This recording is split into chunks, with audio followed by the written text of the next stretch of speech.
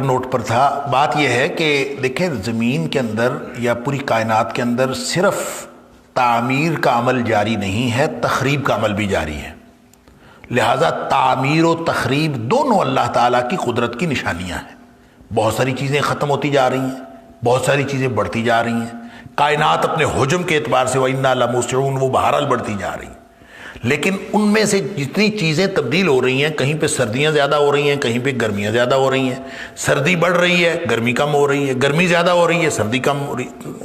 اسی طرح سے پانی بڑھ رہا ہے، زمین کم ہو رہی ہے، زمین بڑھ رہی ہے اور خشک ہوتی جا رہی ہے، پانی خشک ہوتا جا رہا ہے۔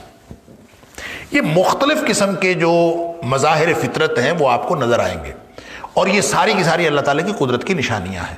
لہٰذا اللہ تعالیٰ کائنات کو بڑھا رہا ہے، اور کل یوم ہوا فی شان کا مطلب یہ نہیں ہے کہ وہ کائنات میں اضافہ ہو رہا ہے یا کسی ایک یعنی مادے کے کسی ایک شکل میں اضافہ ہو رہا ہے، اس کا مطلب یہ نہیں ہے، بلکہ مادے کی شکل ٹھوس بھی ہو سکتی ہے، مادے کی شکل لیکوڈ بھی ہو سکتی ہے، کس چیز میں اضافہ ہو رہا ہے کس چیز میں کمی ہو رہی ہے، لیکن عمومی طور پر کائنات بڑھ رہی ہے، کائنات کا حجم بڑھ رہا ہے، لیکن اس کے اندر کتنی تبدیلیاں رونما ہو رہی ہیں یہ ساری اس کائنات کے نظام کا حصہ ہیں۔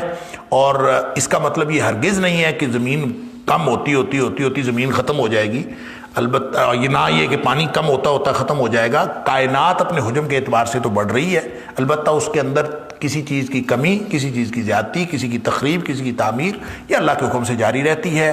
فنا و بقا یہ ایک مسلسل عمل ہے، اور پھر بالآخر یہ دنیا پہ ساری ہر چیز جو ہے یہ ختم ہو جانی ہے۔ جو چیز بھی وَيَبْقَى وَجْهُ رَبِّكَ ذِي الْجَلَالِ وَالْإِكْرَامِ صرف اللہ کی ذات باقی رہے گی، بالآخر یہ ختم ہو جانی ہے۔